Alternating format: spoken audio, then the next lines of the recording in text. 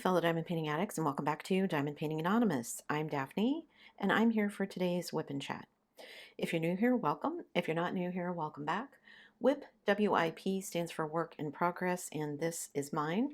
You are welcome and encouraged to go grab whatever you are working on and work alongside while I chat, or alternatively, you can treat this as a podcast and just listen while I chat. Today, I'm going to be working on my Little Baker by Miss Holly. So let me zoom into where I'm going to be working and I will be right back. Okay, I think I'm ready to go. So let me just jump into my diamond painting life. No. Oh my gosh, you guys, already. See, you can see where my brain is at. It is super windy here today, and there are lots of people out on the road for some reason.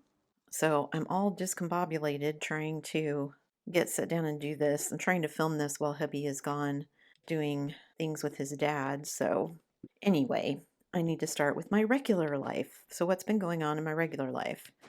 First of all, a huge thank you to everybody for the well wishes last week. I was not feeling well and I missed the whip and chat, so glad to be back and thank you so much. What's been going on this week? Well, I guess the last couple of weeks. So we drove 3 hours to go see a dog that was being fostered here in Canada to see if we wanted to adopt her. She was super cute and hubby fell in love with her little picture.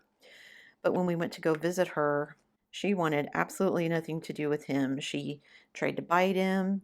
And as someone who has been bitten by a dog, I just said I can't handle taking her because we didn't have a crate to put her in because we didn't know if we would end up bringing her home. So we didn't have a crate to put her in. And I'm like, if she gets upset on the ride, I'm not going to be able to handle her. She already doesn't like you, so I don't want her, didn't want her biting hubby. And I mean, she was a very cute dog, but she was very, very skittish. And I told hubby, I said, you just can't, the dogs don't understand fostering, right? They think they just went someplace and they're settling into their new home, not realizing that it's meant to be temporary. And she was a very cute dog, but she was just extremely skittish.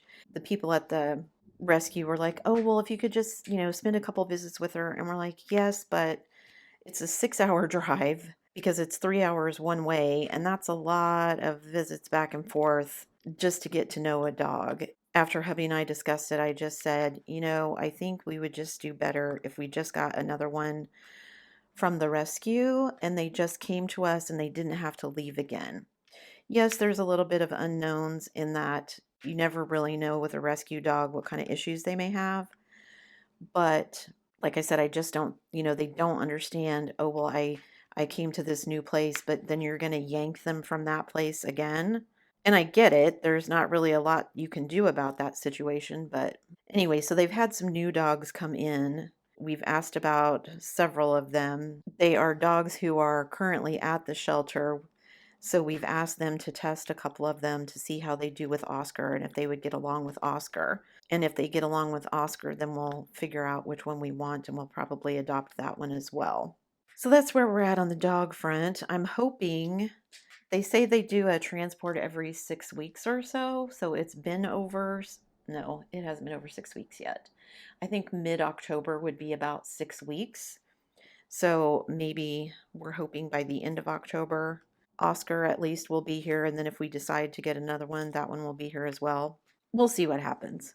I mean, I did enjoy the drive to go see the dog. It was a part of the province I've never seen before. And the leaves are starting to change. So it was a really pretty drive, which was nice, even if it was a long day in the car. It wasn't too bad. Hubby and I both like going for a drive. We'll occasionally just hop in the car and go, but so that's where we are on the dog situation. Crossing my fingers we get them soon. Then we had to send our couch back for another repair. My couch that I love, I told you guys before, the chaise part, it has a seam right across the middle of the chaise part because the whole part of that lifts up and there's storage underneath. But there's a seam across the middle of it, and that's right where people sit. So it's a stress point, and it keeps, there's a weak point in the fabric, in the weave of the fabric. So it keeps getting frayed and coming undone where they've sewn the seam. Last time we sent it in, they did put some no fray stuff on it, and it came apart again. So hubby called them again. They came and picked it up. This time they actually did some more stitching over it, but they didn't replace the fabric, which is what needs to happen. It's just a flaw in the fabric. It happens every so often. The weave is weak in that point, and they happen to stitch it right there, so it's going to keep happening. And hubby and I talked about it. I said, let him fix it this time, and when it happens again in 2 months, we'll send it back and we'll say, either we want a replacement part, or you need to, like, whether it's the top of the chaise, whether it's the whole chaise part, because that disconnects from the part of the sofa that pulls out. Whatever it is, we need that part replaced. Or just give us a whole new couch. I'm guessing they're not going to want to give us a whole new couch, so we'll see what they say when we have to send it back for the last time. I guess we did a lot of traveling in the last couple of weeks. So hubby and I went to the mother-in-law's house last week for dinner, and we were coming back and we saw a double rainbow. I don't know if it's going to show up on film. I took a picture and I took some footage of it, which I'll show you guys, but it was the main rainbow was so vivid. It was so nice. The whole way home I'm like, don't disappear yet. Don't disappear yet. Don't disappear yet, because I wanted to get a picture of it. And by the time I got out and finished filming what little was left, it was really hard to see the second rainbow, the reflection rainbow. But it was cool. So we went and saw the dog. We went to mother-in-law's house for dinner. We're going up there again today for dinner. There's more extended family visiting, so I'm getting to meet more extended family. Last weekend, I think last Saturday, we went to extended family. They were having a birthday party, so we went to their house, and I was my usually awkward self. It was a kid's birthday party, but the only kid there really was two kids, the kid that was having a birthday and then one other one. Everybody else was a grown up, so it's a bit of a weird party. I guess they took the birthday girl to some kind of arcade or something, or bowling or something like that, with all of her friends. So the party at the house was just family, but it was basically all just grown ups. But seeing the little kids, I was like, man, I miss working at the preschool sometimes. Although I had to laugh. The birthday girl was playing, I don't know, Roblox, Minecraft, one of those games on her little tablet, and she kept saying, bro, don't do that to me. Or she would say, bruh, I'm just trying to. And I was like, I got to tell my daughter that she has to stop saying that, because apparently that's a popular thing among children now. So that definitely means it has to be out of style for older people. But I do miss working with the kids sometimes. I wish there were more daycares around here, but most of the ones I see are bilingual, which makes sense, but I don't speak French, so we'll see. I've considered that because I do miss working with the kids. Kids are refreshingly honest. There's no trying to figure out, there's no passive aggressive, there's no sarcasm. They just tell you exactly what they think. What else did we do? Oh, hubby finally bought a snowblower. We've been looking for one. He's been out shopping on Marketplace and looking around to see if anybody in the neighborhood is selling ones. He found this guy down the street from us that repairs lawnmowers and snowblowers. So he went to the guy's house, and I guess they're retiring, possibly moving. I didn't understand the whole story, but he has been doing the repair stuff as a side job for a long time. But now that they're retiring and or moving, he wants to basically get rid of all of his inventory.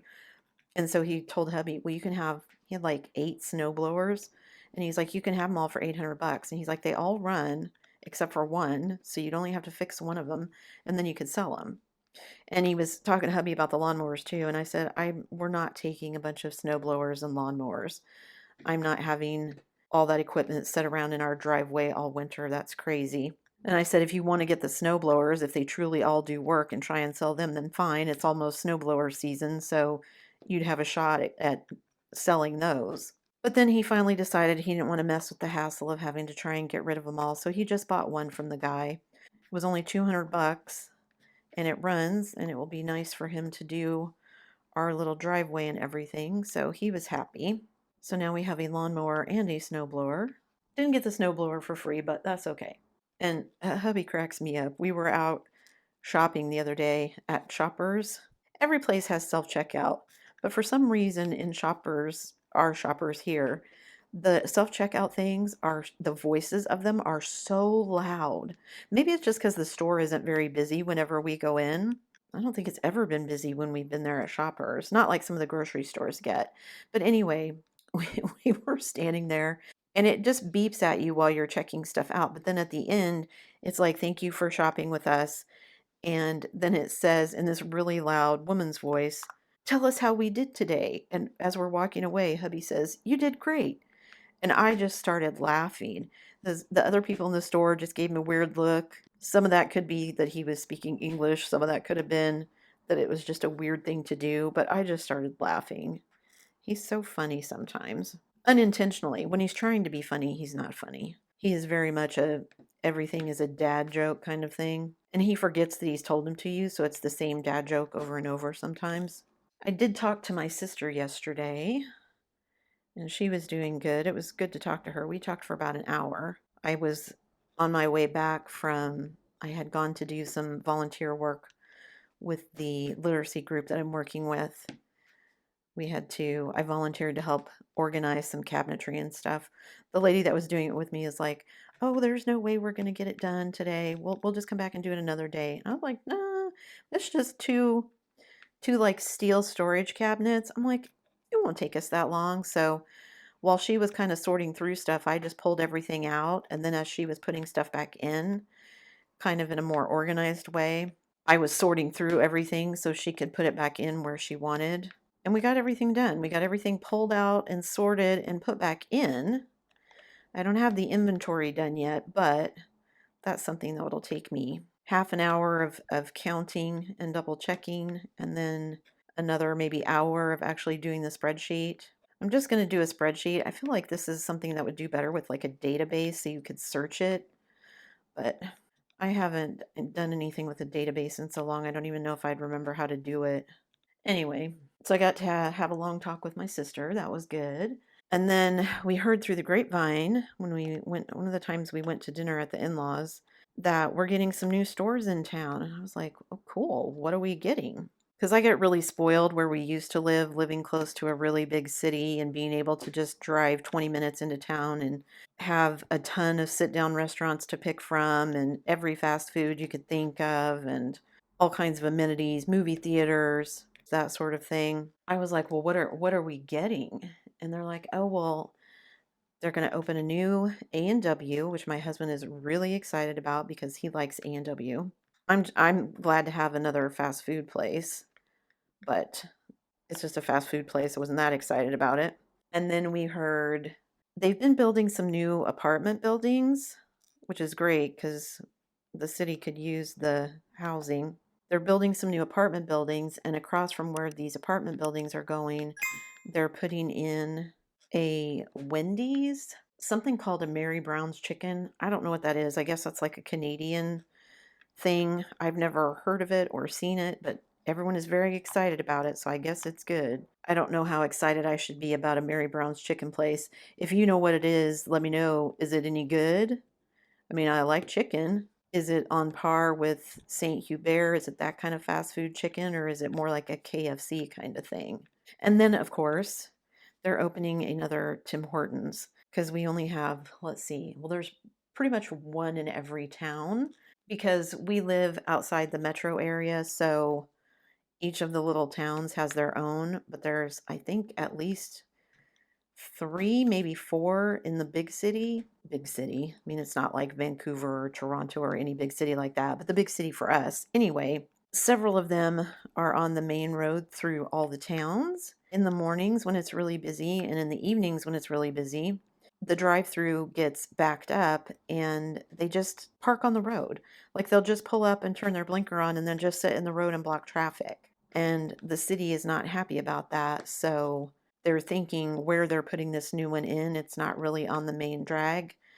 It's close to another Tim Hortons. So hopefully some of the traffic that is blocking the road from that Tim Hortons will go to the new one instead. We went to one when we went to go see the dog, and what they did, and it's a small town, but what they did with theirs is Basically, there's like an S-curve drive-through behind the Tim Hortons. So you don't pull into the Tim Hortons parking lot and go through the drive-through. You have to drive past it and then go into this kind of wavy, I call them cattle lanes.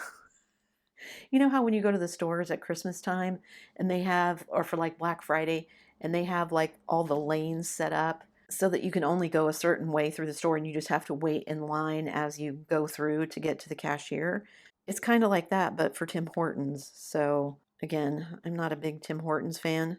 I like the donuts and the muffins, but other than that, I'm not a coffee drinker. I don't really like their tea or hot chocolate. So if you're Canadian, what's your go-to order at Tim Hortons? I'm curious. My husband's for a long time was a double double, but now he can't have all the sugar. So I did like their blackberry refreshers this summer, but then we figured out how to make them on our own. So now I don't need to go to Tim Hortons for that. So, okay. I think that's everything that we did for our, or in our regular lives this week, last week, however many weeks I haven't done this. So every cross your fingers that hopefully in the next couple of weeks they'll have enough dogs to load up the transport so that we can get Oscar and maybe another one. We have a couple of options. We need to see which one my husband picks. I would be fine with either, but we'll see what he decides. Because in my head, Oscar will be my dog and my husband's dog will be this other one. But it's probably going to be one will be my husband's dog and the other one will be my son's dog. So on to diamond painting stuff. What have I gotten done in diamond painting? Well, I feel like I've gotten a lot done, but I don't have a lot to show for it yet. Just because I haven't actually finished anything because I'm working on such large kits. I really haven't done a lot on this one. She has just been my backup. I finished the small muka that I did in between before I started. Well, it was after I finished the Muertos one that I did for Drills and Chills, and then I did the muka. And then I decided I was going to go ahead and start on the Spangler. And I've been working mostly on the Spangler, so I have quite a bit of it done, but it is big and square too. So everything just takes longer than I want it to.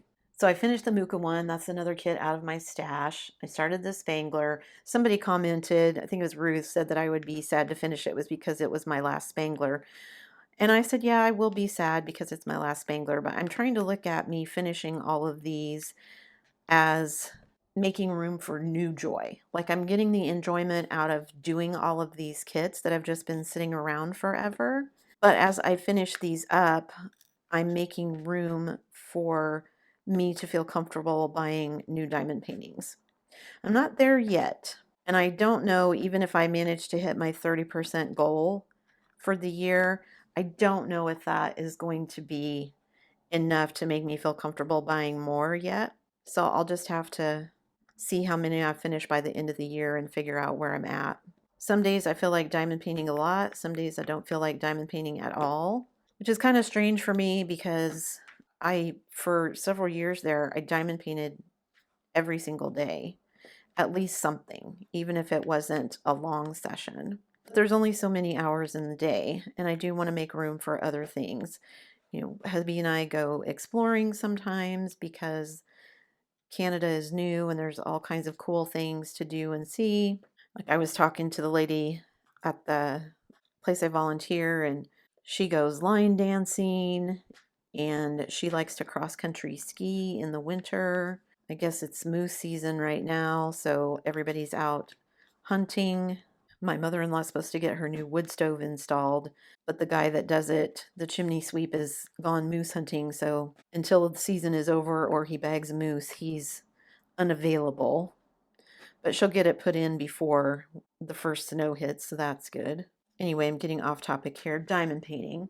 So I'm working on the Spangler. I'm hoping by maybe the end of next week or the week after that I will have that one finished so I can share the finish of that one. It's actually been really fun. It is an older kit, so the drills are gappier. So this kit has kind of become my, okay, I want the drills to fit together nicely. I'm going to come work on this one for a while. The Spangler isn't too bad. I've had worse kits for gaps, but it just is a little frustrating sometimes. That's part of the reason I want to work through my stash, because I want to finish up some of those older gap year kits and just have those done so that I can move on to buying some of the newer stuff that grids have been tightened, things fit together better, etc. Plus any of the newfangled stuff like the fairy dust drills and things like that as new stuff comes out. I still haven't seen anything lately from anybody that has made me want to break my no buy. I mean, I'm not really on a no buy. I didn't tell myself I wouldn't buy anymore. I'm just trying not to. But it hasn't really been a struggle because I just haven't really seen anything, even with people's new releases, that I'm like, oh yeah, I have to have that one. Which is fine. That actually makes it easier for me to stay on track, so I'm not complaining. But hopefully, when I am ready to buy, there'll be some stuff that I feel like is going to be must have. So I think once I finish the Spangler, in between, I'm going to work on Naoko, the one that you guys saw me unbox and kit up over the last couple of videos. She's super cute. I have a lot of ABs to add in her. She's round. She's going to go quick. I want to finish the Spangler first, then I may work a bit on her, and then I think I'm going to come back and concentrate on Little Baker here because I really want to get this one done. Plus, this one is really fun to work on because all the drills fit together so nice. Also, I realized after I shared my numbers with you guys that I calculated everything wrong, so I made another video about the correct calculations, and then I asked you guys for feedback about what should go in the diamond painting log, what I should add, what I should delete. Lots of great feedback from all of you guys, so thank you very much to everyone who provided any sort of feedback. I am going to be making changes. I don't know how much of it I can actually fit on each page, but I'm going to do my best.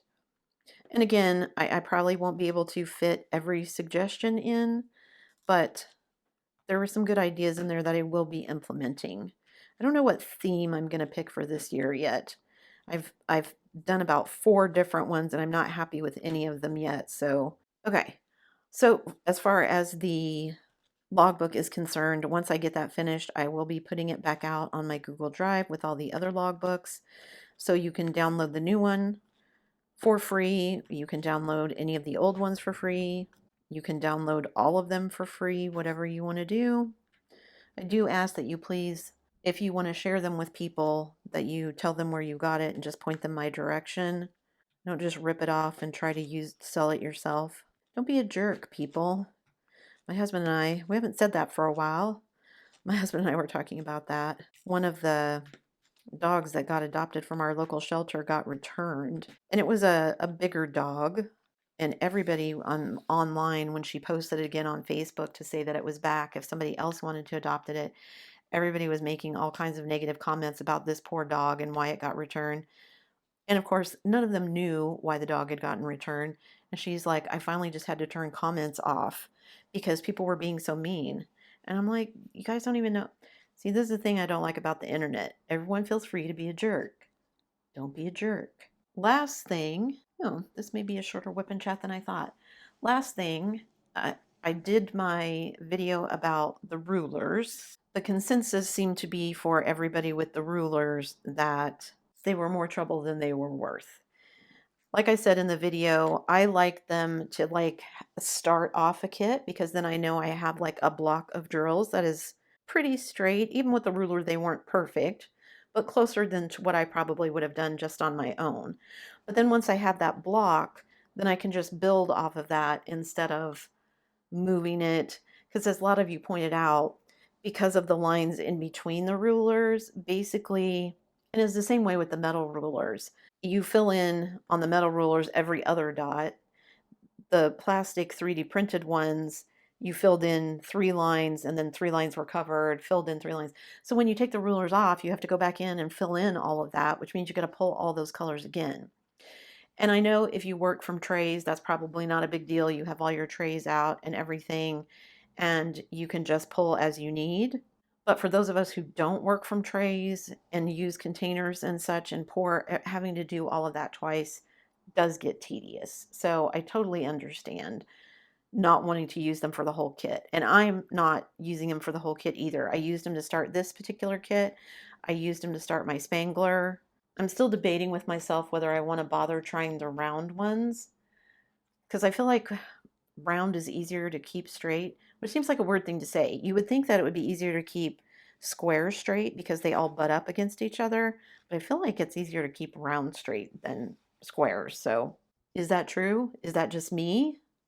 Do you find that? You guys, I thought this was going to be a really long whip and chat because I hadn't done one last week. I think what happened is we did so much running around in the last couple of weeks that I haven't had a lot of time to diamond paint. So yeah, spending 6 hours in a car one day, I really didn't get any diamond painting done that day, but I really don't have anything to share with you. So nothing for diamond painting, and then I spent 6 hours in a car. That doesn't take very long, does it?